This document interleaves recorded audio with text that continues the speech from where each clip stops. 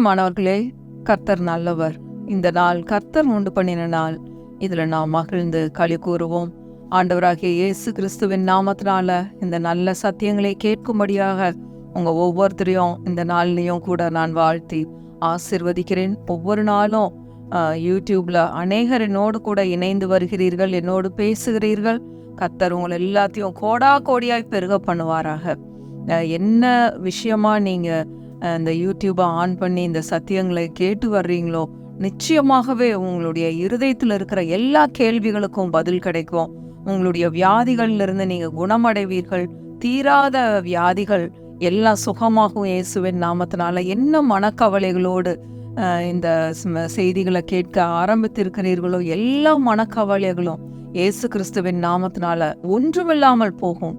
உங்க குடும்பங்கள்ல நித்தியமான நிலையான நிறைவான சந்தோஷம், சமாதானம் உங்க குடும்பங்கள்ல ஆளுகை செய்வதை நீங்க பார்ப்பீங்க.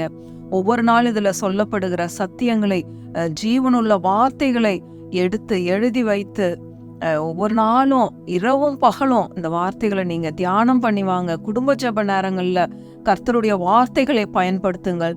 நிச்சயமாகவே நீங்கள் மலை மேல் உள்ள பட்டணத்தை போல நீங்கள் அநேகருக்கு ஆசீர்வாதமாய் இருப்பீர்கள். உங்க குடும்பங்கள் ஆசீர்வாதமான குடும்பங்களாய் மாறும் என்பதுல கொஞ்சம் கூட சந்தேகமே இல்லை. பாருங்க, கர்த்தர் ரொம்ப நல்லவர். பிரியமானவர்களே, இந்த யூடியூப்காகவும் நம்ம ஆண்டவருக்கு நன்றி செலுத்துவோம்.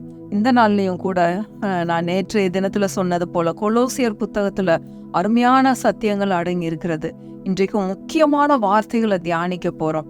கொலோசியர் 2வது அதிகாரம் 13, 14, 15 வசனங்கள். கொலோசியர் 2, 13, 14, 15. புதிய ஏற்பாட்டுல 276வது பக்கம். உங்கள் பாவங்களினாலேயும் உங்கள் மாம்ச விருத்த சேதனம் இல்லாமையினாலேயும் மரித்தவர்களாயிருந்த உங்களையும் அவரோடே கூட உயிர்ப்பித்து அக்கிரமங்கள் எல்லாவற்றையும் உங்களுக்கு மன்னித்து. பாருங்க, இந்த நாட்கள்ல நம்ம இயேசு கிறிஸ்து கல்வாரி சிலுவையில போய் தன்னுடைய உயிரை கொடுத்து மரித்ததுனால நமக்கு என்னென்ன ஆசீர்வாதங்களை எல்லாம் பெற்று கொடுத்திருக்கிறார் அப்படிங்கிறது தான் இந்த 40 நாட்களும் நம்ம தியானித்து வர்றோம். பாருங்க, இந்த லென்தன் டேஸ்ல அநேக விலையேறப்பட்ட சத்தியங்களை நாம் கற்று வர்றோம். அவர் கல்வாரி சிலுவையில போய் நம்மளுடைய எல்லா பாவங்கள், அக்கிரமங்கள் எல்லாவற்றையும் அவருடைய சொந்த சரீரத்துல சுமந்து தீர்த்து விட்டார் அப்படின்னு தான் நம்ம பார்க்கிறோம். பாவத்தை மாத்திரம் அவர் சுமக்கல, நம்மளுடைய வியாதிகள், பலவீனங்கள், பாடுகள், துக்கங்கள் எல்லாவற்றையும் தூக்கி சுமந்து விட்டார். நம்மளுடைய கஷ்டங்கள், குழப்பங்கள், பயங்கள், சாபங்கள் எல்லாவற்றையும் தூக்கி சுமந்து விட்டார்.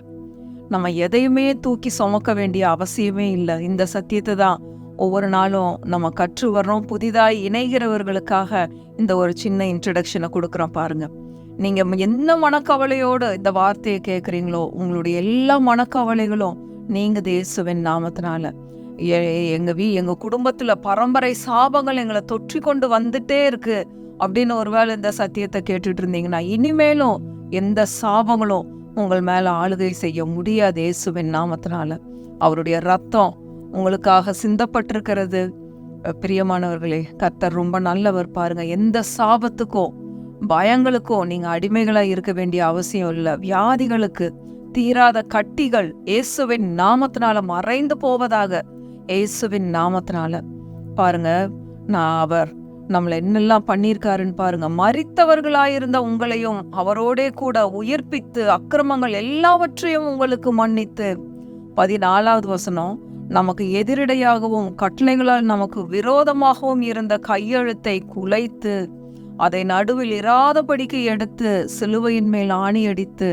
இந்த வார்த்தை ரொம்ப ரொம்ப முக்கியமான வார்த்தை.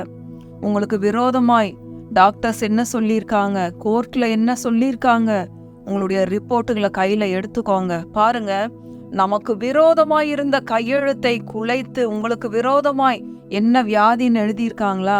கோர்ட்ல உங்களுக்கு விரோதமாய் எழுதியிருக்காங்களா? உங்க அலுவலகத்துல எந்த இடத்துல உங்களுக்கு விரோதமாய் எழுதி கையெழுத்து போட்டிருந்தாலும் பரவாயில்ல. அந்த கையெழுத்தை என்ன பண்ணியிருக்காரா ஆண்டவர்? என்ன பண்ணாரு? சிலுவையில அந்த கையெழுத்தை குலைத்து, கையெழுத்து என்ன பண்ணிட்டாரு? அதை கிறுக்கிட்டாரு, ஒண்ணுமில்லாம பண்ணிட்டாரு. பாருங்க, அடுத்தது அதை நடுவில் இராதபடிக்கு எடுத்து, அதை உங்கள் நடுவில் இராதபடிக்கு எடுத்து விட்டார். ஹல்லேலூயா. எல்லா கையெழுத்தையும் குலைத்து அதை நடுவில் இராதபடிக்கு எடுத்து சிலுவையின் மேல் ஆணி அடித்து அதை என்ன பண்ணிட்டாரு, அவங்களுக்கு விரோதமா எழுதப்பட்ட எல்லா காரியங்களையும் எடுத்து அது கையெழுத்தெல்லாம் குலைச்சு ஒண்ணுமில்லாம பண்ணி அதை தூக்கிட்டு போய் உங்க முன்னாடி அது இருக்கக்கூடாதுன்னு சொல்லி அது எல்லாத்தையும் கொண்டு போய் சிலுவையில வச்சு அதை ஆணி அடிச்சுட்டாரு பாருங்க.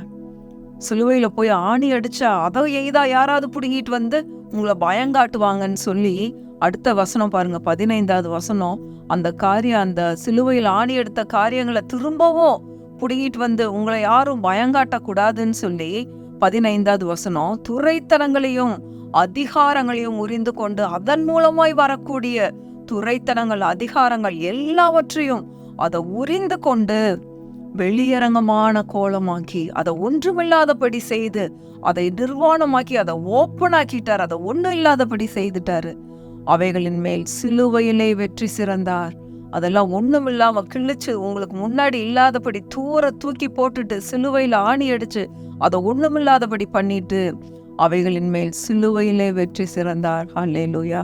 இன்றைக்கு நீங்க உங்களுடைய ரிப்போர்ட்ஸை குறித்து பயந்துகிட்டு இருக்கீங்களா? எனக்கு விரோதமா இப்படி கேன்சரு, தைராய்டு, பிபி, சுகர், என்ன ரிப்போர்ட் இருந்தாலும் பரவாயில்ல, எல்லா ரிப்போர்ட்டையும் அவர் எல்லா கையெழுத்தையும் குலைத்து போட்டிருக்கிறார். அதை நடுவில் இராதபடிக்கு எடுத்திருக்கிறார்.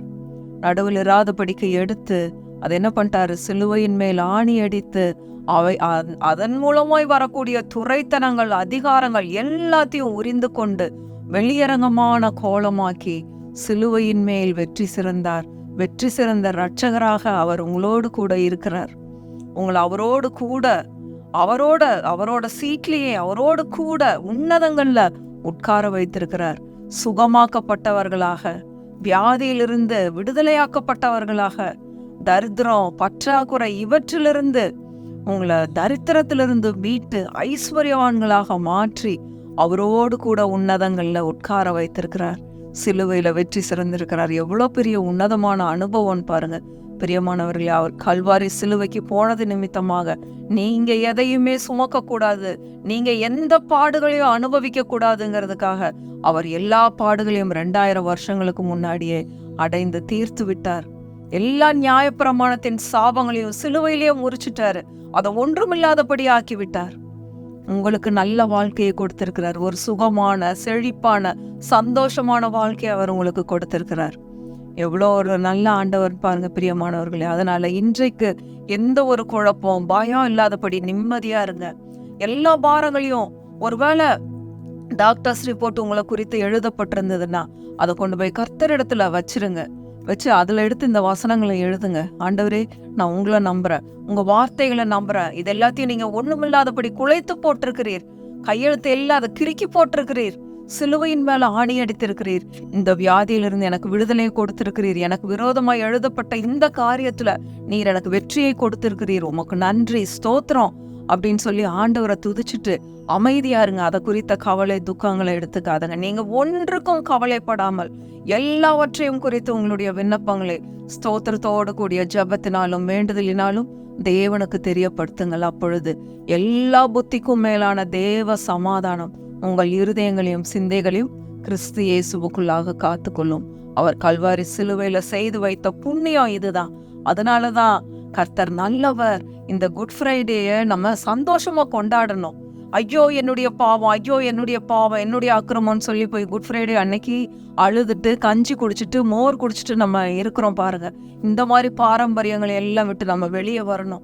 சிலுவையில எல்லாத்தையும் அவர் சுமந்து தீர்த்துட்டார்ன்ற சந்தோஷத்துல அன்னைக்குதான் நம்ம பிரியாணி சாப்பிடணும் பாருங்க. நம்மளுடைய மைண்டு, நம்மளுடைய மனது இப்படிப்பட்ட சத்தியங்களின் மூலமாக, கர்த்தருடைய வார்த்தைகளின் மூலமாக மறுரூபமாக வேண்டும். மனது புதிதாக வேண்டும். பிரியமானவர்களே, தொடர்ந்து வரப்போகிற நாட்கள் இன்னும் ஆழமான சத்தியங்களை கற்றுக்கொள்ள போறோம்.